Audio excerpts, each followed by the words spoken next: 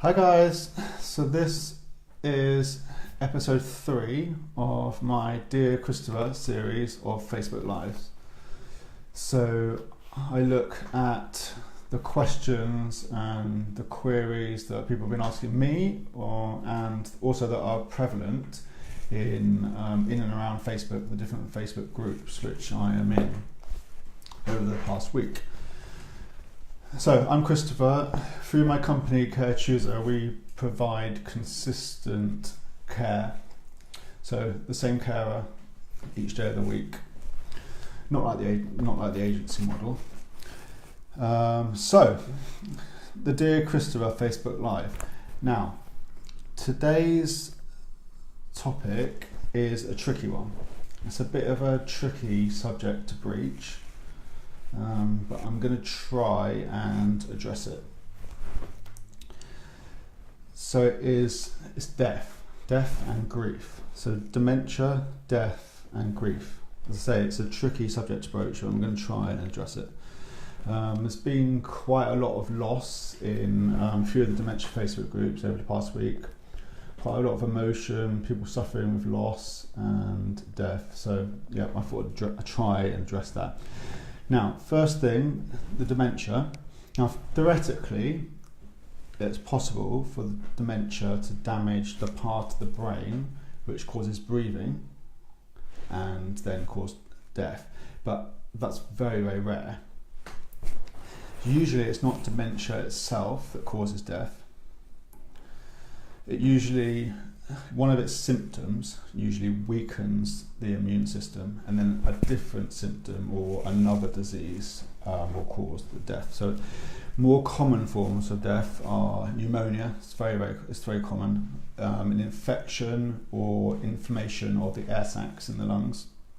Falls are quite prevalent, so it's quite important to address this area. There is an article which I've written on our website, if you just pop your email address in on the homepage, about falls and a few simple tips to address that area. So have a look at that. Bed sores, if you're sitting or lying in the same place continually for a very long time, it can cause redness and soreness and then actually get all the way down to the bone, and strokes and heart attack. But it's not actually usually the dementia itself which causes death. Okay, so how to deal with grief and loss. It's commonly thought that there's 5 stages of grief. I think the most important thing is that it's okay. It's okay to feel grief after a loss. You don't need to be fixed. It's okay. It's okay to be in that, to be feeling those emotions, and it's okay. Got to go through it. It's okay.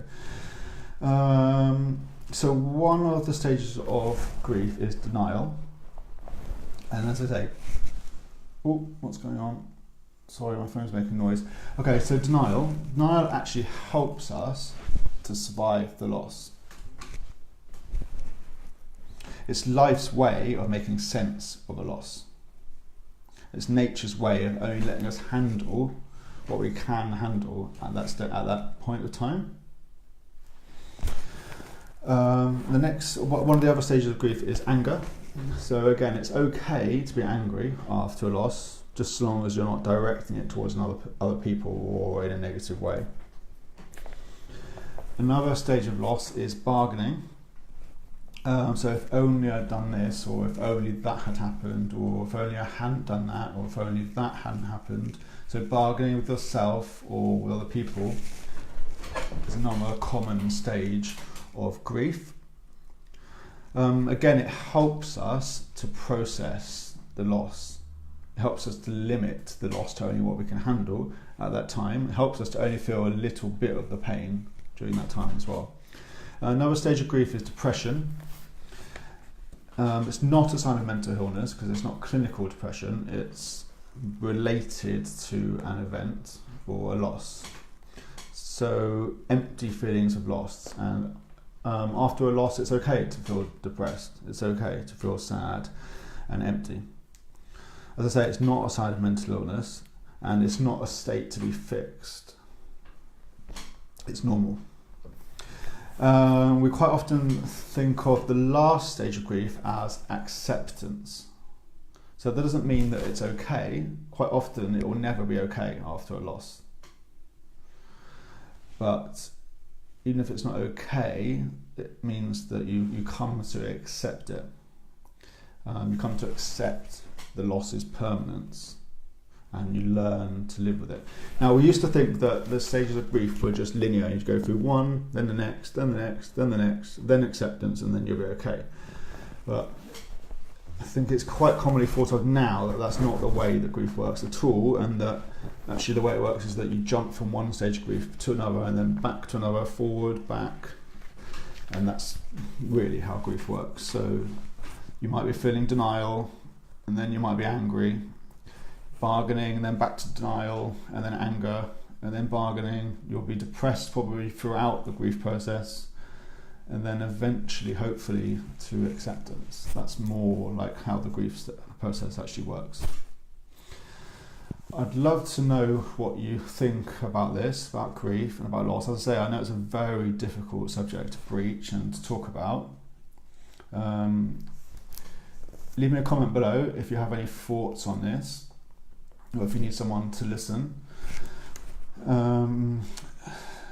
Share it with anyone that if anyone's going through this at the moment, then share the video with them or tell them about me. If you know anyone that needs a carer, then also tell them about me and about what we do. And tomorrow's live will be top tips. It's Tuesday's top tips. I'll give you a few quick snippets of tips. Also, if you are enjoying the videos, leave us a review on CareChooser. So CareChooser Facebook, drop me some stars, leave me a review if you're enjoying the videos. That would be great. And I shall see you tomorrow.